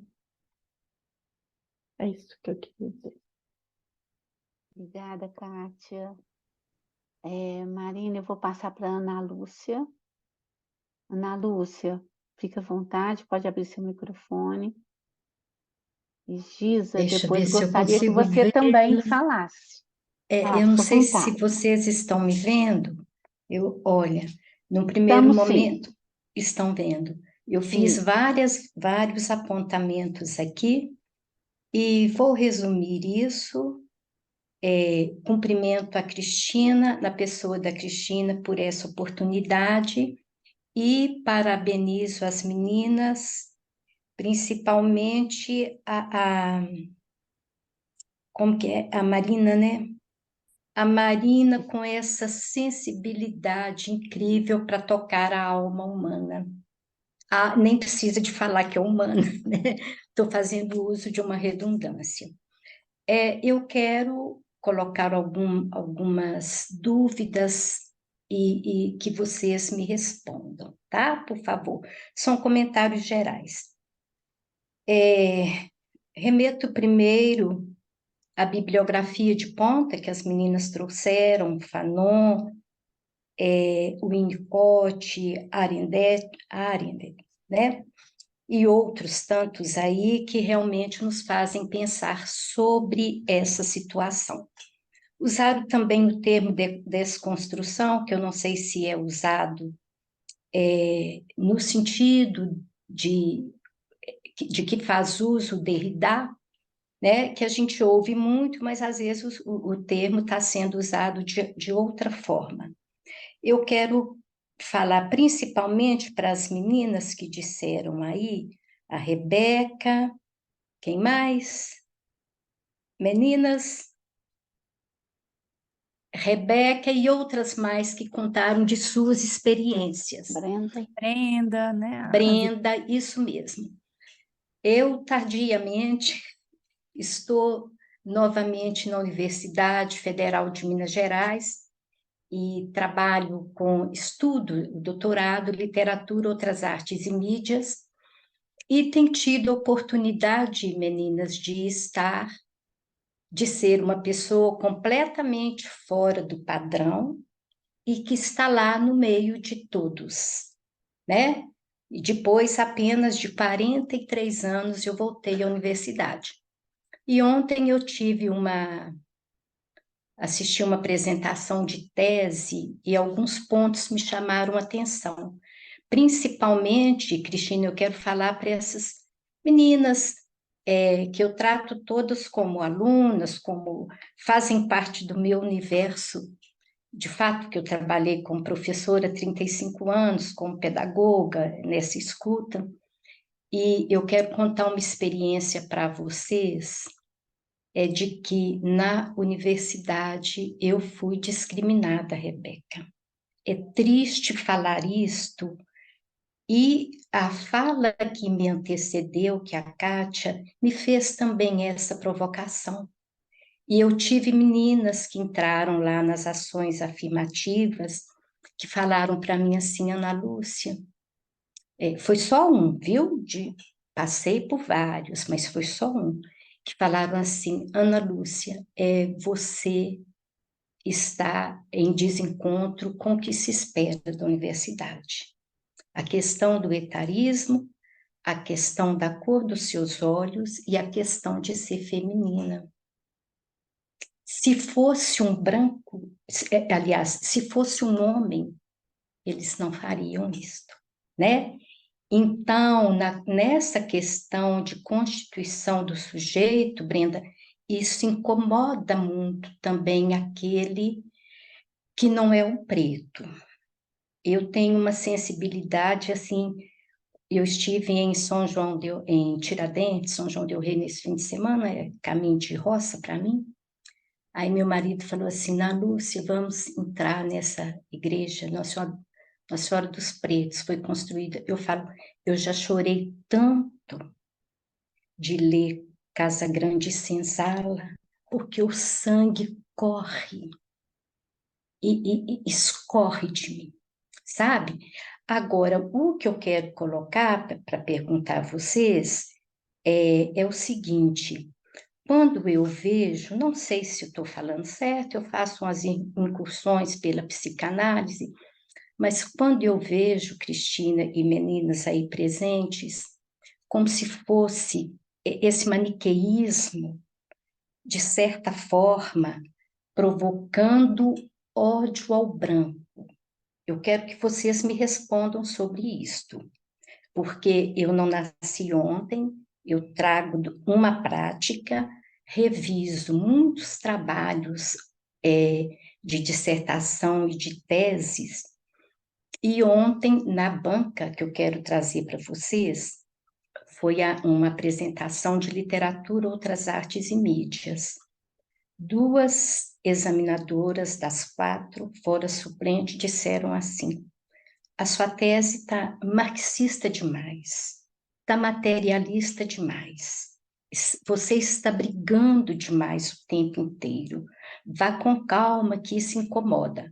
O que me intriga nesse momento é se as universidades, cada um conduz de uma forma, porque professor dentro de sala de aula, ele é dono do seu espaço. né? E eu fico até com medo de essa forma que muitos usam, ferir mais o preto, porque como se fosse assim, olha, os brancos não prestam para nada. Eu estou fazendo uma colocação bem arriscada aqui, vocês sabem disso, mas eu estou trazendo a minha prática e entender que roubar o sonho eu acho que, em certa medida, e usada por alguns professores, rouba o sonho de vocês. Não sei. Eu queria saber isso. E quando me vejo essa questão de divisão, impossível não lembrar do marxismo, de Lenin, de Tolstói e por aí vai, da teoria da curvatura da vara. Só para fechar, e que foi apropriada aqui no Brasil por Demerval Saviani. Ele fala, se a vara está curvada para um lado, você tem que curvá-la totalmente para o outro lado. Eu percebo que falta o meio termo, ou não falta, ou minha visão está equivocada. É essa troca que eu achei que eu poderia fazer com vocês. Ana Lúcia, muito legal. Obrigada demais pelas suas considerações e parabenizá-la, né, por essa conquista, não é? Como você disse, mulher, a idade, né? Os preconceitos estão não só na cor, não é isso? Mas eu vou perguntar à Marina se ela quer responder você sobre essas questões, antes de eu colocar qualquer coisa também, ou a Regiana. Mas, Marina, você quer respondê-lo, por favor? Sim, acho que a Ana Lúcia traz várias coisas, né? Assim, primeiro, você trouxe uma questão dos autores, né, Ana, que a gente usou aqui nas referências. Acho que depois a gente pode colocar. Eu vi alguém colocando aqui a Neuza Santos, que eu acho que é uma leitura fundamental para a gente pensar a clínica brasileira, né? Uma autora aí que fez contribuições importantes que ficou esquecida durante tantos anos. Agora a gente teve a reedição do livro dela, né? Uma reedição linda, mas eu acho que é uma leitura, assim, essencial para a nossa prática clínica. Então, eu trouxe aqui o Fanon, a Schuckmann, a Bento, depois eu posso colocar. Mas acho que você traz várias coisas, Ana, assim, né, de como que a gente, como é que eu posso dizer, assim, como é que a gente vai pensando quando você traz a sua experiência, né, eu acho que a gente poderia abrir aqui uma conversa sobre isso, né, assim, sobre como nós, mulheres, somos alvo de uma série de discriminações, como que elas nos atravessam. Mas eu acho que quando a gente está pensando nessa questão das relações raciais, eu acho que a gente ainda está num movimento, Ana, que talvez no meio do caminho esteja em construção mesmo, né? Quando você fala, talvez a gente está muito extremista, será que, né, isso está ajudando ou está atrapalhando? Eu entendo a sua preocupação, mas eu sinto, por exemplo, uma ausência muito grande que a gente possa fazer uma discussão como a gente está fazendo aqui, onde a gente saia desse lugar de pensar o racismo só tendo o negro como objeto de estudo. Então, acho que a gente ainda tem tanto a avançar para a gente pensar no meio do caminho, né? E eu entendo quando você fala do ódio branco, mas eu acho que a gente ainda está muito longe de qualquer ideia no sentido do ódio branco, né? Eu acho que talvez o que a gente vai precisando acolher é uma certa revolta legítima, porque eu acho que quando a gente está falando do povo negro, a gente está falando de muitas violências, a gente está falando de séculos de violência.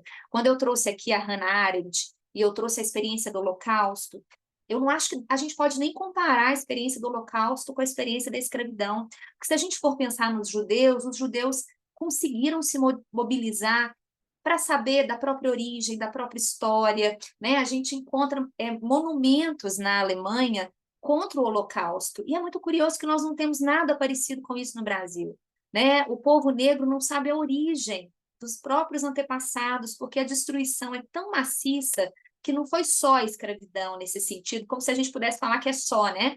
Mas é toda a destruição que isso significa em termos de origem, de onde eu venho, quais são os meus ancestrais, né? Quando a Cristina fala dessa coisa transgeracional, né? E que a gente tem falado mais disso em psicanálise, a gente está falando de um povo que foi roubado, inclusive, a história dos ancestrais. A gente não consegue, a gente trata a África como uma coisa só, e a gente não pensa que a África é um continente composta por regiões diversas, variadas, com características diversas, né? Então, acho que a gente ainda está muito longe, né? A minha leitura, Ana, de poder pensar num ódio ao branco. Eu acho que o que a gente está vivendo, talvez, seja um momento onde os afetos podem aparecer. E que talvez, por isso que eu estava dizendo, que eu entendo que a minha função como analista branca é, às vezes, suportar o ódio, sobreviver ao ódio, né? Ao invés de reagir a ele, ao invés de me defender dele, é de alguma forma poder ser usada, entre aspas, pela minha paciente, né? De poder receber essa revolta que nunca pode ser legitimada. E a sensação que eu tenho que é isso que acontece muitas vezes no espaço público, né? A gente vai ter que se haver com a raiva, com a agressividade, com a revolta, e talvez caiba a nós, brancos, um lugar de acolhimento, né? E desse desconforto que isso nos causa, tipo, puxa, né? O outro está sendo agressivo, né? E aí eu acho que a gente vai podendo nomear isso de outras formas, né? Acho que isso é fruto da violência que foi sofrida, isso é fruto de tudo que foi tirado, isso é fruto do silenciamento, né? E aí eu acho que você traz uma coisa importante, que eu acho que a Bell Hooks tem um trabalho lindo sobre isso no livro dela sobre o amor, de como a gente vai precisar cuidar das pessoas negras porque elas estão em luta o tempo inteiro. O negro não tem a opção de descanso, porque a luta o tempo inteiro, é o que eu estava dizendo aqui para vocês. A minha paciente vai no shopping passear, de repente, ela está sendo seguida, ela está ali como qualquer um de nós, e de repente ela tem que lidar com uma situação de tensão num espaço público de lazer. É como se não pudesse descansar em momento nenhum, né? Então, acho que a gente vem pensando também sobre como esse lugar de luta para os pacientes, né, e para as pessoas negras é um lugar difícil e adoecedor, né? E aí eu fico sentindo que a gente não tem muito como sair disso, que a luta é necessária, o estudo é necessário, né? Acho que foi como a Rebeca disse, né, Rebeca? Eu leio sobre racismo, de repente eu falo, não estou aguentando mais ver isso. Deixa eu desligar a televisão, né? É isso, né? Morre uma menina de 9 anos, gente, atingida por bala policial só porque estava num carro e a gente acha que isso pode acontecer. Quantas crianças negras não são mortas diariamente, né? E que a gente sabe que não causa comoção que causaria se a gente estivesse diante de uma criança branca, né? Então, eu acho que isso causa um desgaste emocional para as pessoas negras, uma tensão, né? E que eu acho que a gente vai precisando cuidar disso também, né? Mas não sei se eu me estendi muito, não sei se a Regiana quer pontuar alguma coisa. Eu só acho importante pontuar, Ana Lúcia, que entendo o que você sofre. Eu acho que a luta, né, contra o racismo e contra a branquitude não é para anular, né, o etarismo, o machismo, porque isso acontece. Eu acho que a Brenda disse, né, da negritude, e a negritude não é algo contra os brancos, não é isso. Assim como, né, não quero igualar também, como o feminismo não é algo contra os homens, é uma luta para algo diferente. A negritude também vem, não é para colocar o branco como agora vamos escravizar os brancos, não é essa, né, a intenção. E como a Marina bem trouxe, não dá para a gente. Acho que a gente sempre parte, quando a gente vai pensar em algo, do que a gente sofre, do que a gente sente, do que está na nossa pele. Então, a gente vai pensar o racismo, o que o negro sofre, a partir daquilo que a gente sofre. Mas não dá para a gente colocar no mesmo lugar, porque é de um sofrimento, né, muito maior, como a Marina trouxe. É o tempo todo, não tem assim um momento de tranquilidade, né? Que eu possa, nossa, agora eu posso abaixar a guarda. Eu acho que eu acho não, né? Eu tenho certeza, o negro não tem, né, esse momento, como a Giza trouxe aí no bate-papo, né? Se eu entendi certo a história dela, ela percebe que tem uma transferência ali que impede ali que ela possa, né, fazer o trabalho dela com os alunos, e ela pensou em fazer uma pesquisa, e ela foi desencorajada pelos colegas brancos, e a leitura que eu faço é tipo assim, como se eles dissessem assim, olha, não mexe nessa ferida nossa, não vai cutucar a gente, não, né? Não vem falar disso, não, que a gente não está fazendo nada, né? E eu acho que é isso o tempo todo que vai acontecendo, né? Então a gente não dá para a gente querer equiparar, né, o que acontece. Acho que literalmente o buraco é muito mais embaixo. E é interessante que, ao vir falar aqui, a gente pensa, né? Nossa, é meu lugar de fala, né? Conversei com a Marina, é meu lugar de fala? Não é? Como é que eu vou lá falar de branquitude, né? Tem pouco tempo que, pelo menos eu e Regiana, estou me debruçando sobre isso. O que as pessoas negras vão pensar? Mas aí, à medida que eu fui me preparando, o que eu, na verdade, fiquei com medo foi das pessoas brancas, de como é que elas iam reagir. Porque a gente está cutucando num lugar, numa ferida nossa, de mostrar que a gente tem um lado ruim, colonizador, que massacrou uma população, uma coisa muito difícil de a gente olhar no espelho. É a gente falar assim, que eu sou o lobo mau da história? Eu não sou a princesa? Então, assim, eu fiquei com muito receio do branco, né, ao falar dessas coisas, porque o que vem de paulada quando eu trago esses temas nas rodas que eu tô é muito grande. Então, eu acho que eu tenho, assim, 1% do que o negro sofre o tempo todo, né? E também eu queria dizer, né, completando, que a Marina, eu acho que ela e a Regiana falaram muito bem disso e trouxe essa clareza de por que precisamos falar, né? Nós falamos aqui, precisamos falar sobre. Por que disso, gente? É como a Marina disse, não tem só o racismo, né? Só o negro lá. Nós temos aqui, né, um outro lado que faz alguma coisa, ele tem que ser alertado. Não é para despertar o ódio, mas também para despertar uma reflexão em que lugar que eu ocupo. Se é o humano, né, que você trouxe, né, que a gente tem que pensar, a gente também tem que pensar por que o branco e o negro, né, estão nesses lugares e o branco se posicionando de uma forma que eu não tenho nada com isso, não é? Se a gente está falando de humano, a gente tem que falar de humano, não é? Então, a gente precisa de falar da branquitude. Nós precisamos também de, às vezes, descobrir a nossa própria branquitude no nosso dia a dia, naquilo que nos impede ou naquilo que nos move a, às vezes, desqualificar ou até mesmo nos colocar de forma impositiva ou de poder, né? Porque ocupamos um lugar que nem estamos percebendo que estamos ocupando esse lugar também. Então, eu acho que tem que pensar que precisamos mobilizar uma reflexão, sim, não para despertar ódio, né? Mas para fazer uma reflexão que nós também temos essa parcela do que o negro hoje vive, né? E não é aqui no Brasil, em todos os lugares, no mundo, né? E tem essa parcela mesmo dele ser subjugado, não é? Então, nós precisamos de refletir sobre isso pelo humano nosso e pelo humano, né? Independente de quem que seja, sabe? É por isso que eu acho que precisamos falar muito, muito sobre isso, né? Eu falei com a Gi, né? Se ela queria falar, você quer falar? E a Regiane leu a sua mensagem aqui.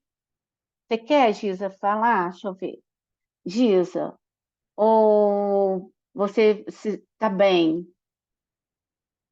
Eu acho que nós comentamos muito aqui, e a Kátia também quer falar, né, Kátia? E a Kátia terminando, a Marina e a Regiana vai fazer o fechamento, que já extrapolou nosso horário, né? Kátia, por favor. Eu só queria dizer que todas essas questões que são esses ismos, né? Feminismo, racismo, branquitude, qualquer tipo de luta de oprimidos, né? Isso abala o status quo. E o status quo não quer ser abalado, ele não quer perder o poder.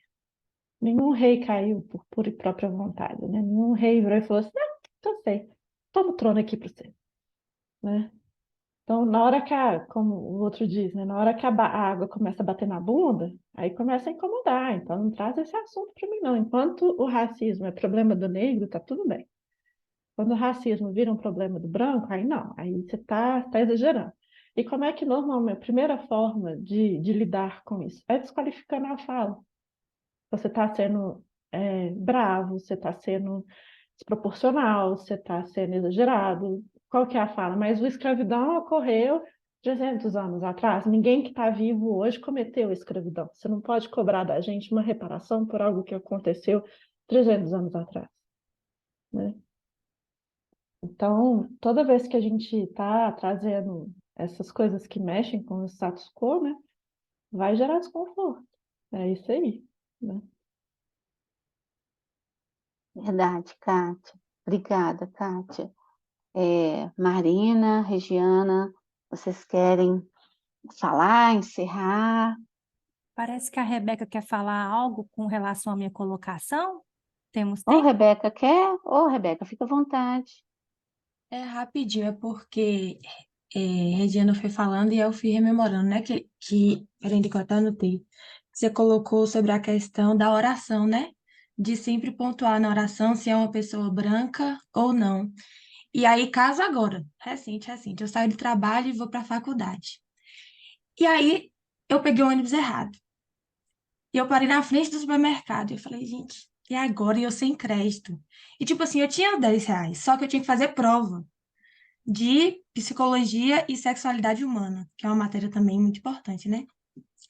E eu falei, vou entrar no supermercado e vou ver se eu consigo coragem para pedir para alguém o celular emprestado. Nisso que eu entrei e eu fui fazer essa solicitação, começaram a me oferecer, tipo assim, me confundiram como se eu fosse a E aí, tipo assim, eu tinha ali, vamos supor, R$ 10, vamos supor que dava pra mim ir pra faculdade. Só que a questão é que eu não tinha como esperar o ônibus, que eu já tinha perdido, então eu precisava, daquele momento ali, o único jeito seria um Uber. E aí, quando eu fui confundida, aquilo ali me bateu tanto, sabe? Que eu fiquei, gente, será que é essa roupa? Será que é o cabelo? A gente nunca sabe o que que é.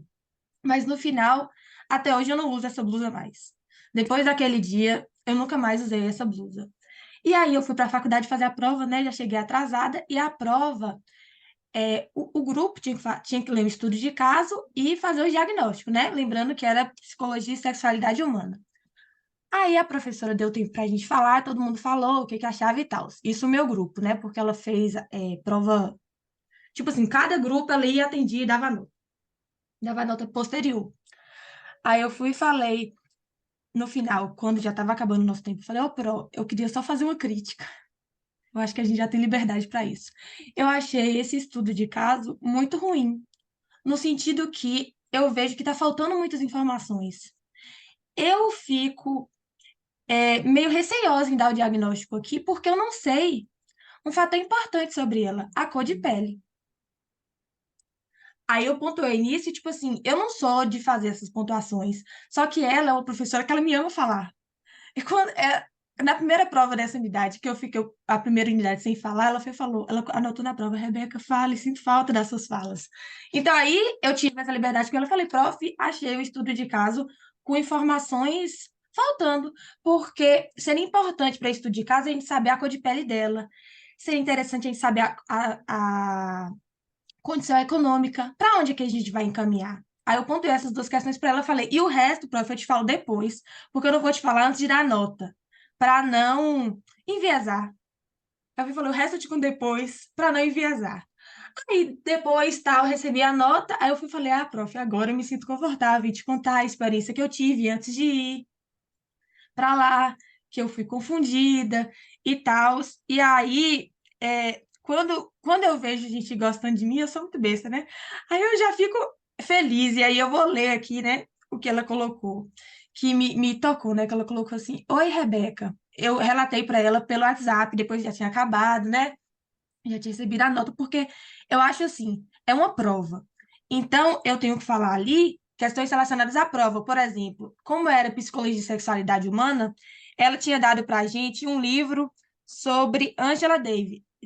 Porque, justamente para pontuar que no continente africano a sexualidade é vista de uma outra forma do que é aqui no Brasil.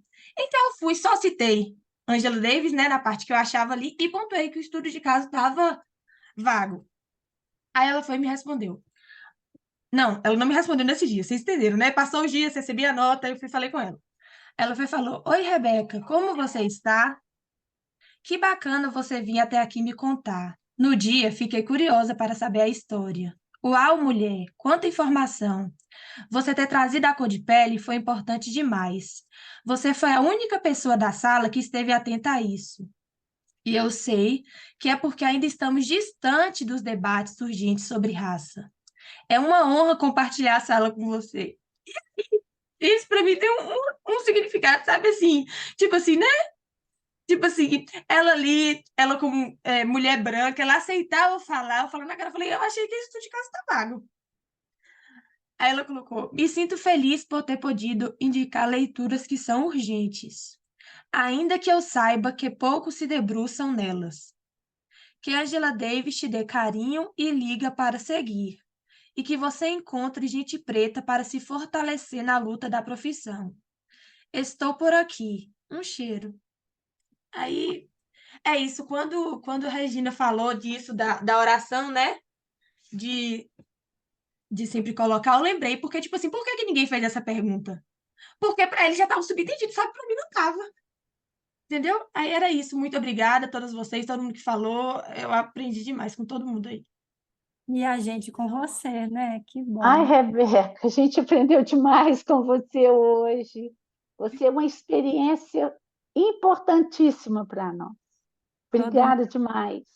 Nós que te agradecemos, viu? E a a todos, Carla também, né? super emocionada, não compartilhou, mas eu fui vendo as expressões dela, né? A concordância. Que Sim, bom. Acho que Carla. todas as contribuições foram muito importantes, de cada um que falou, né, abrindo o microfone ou no chat, né? Que bacana, que rico.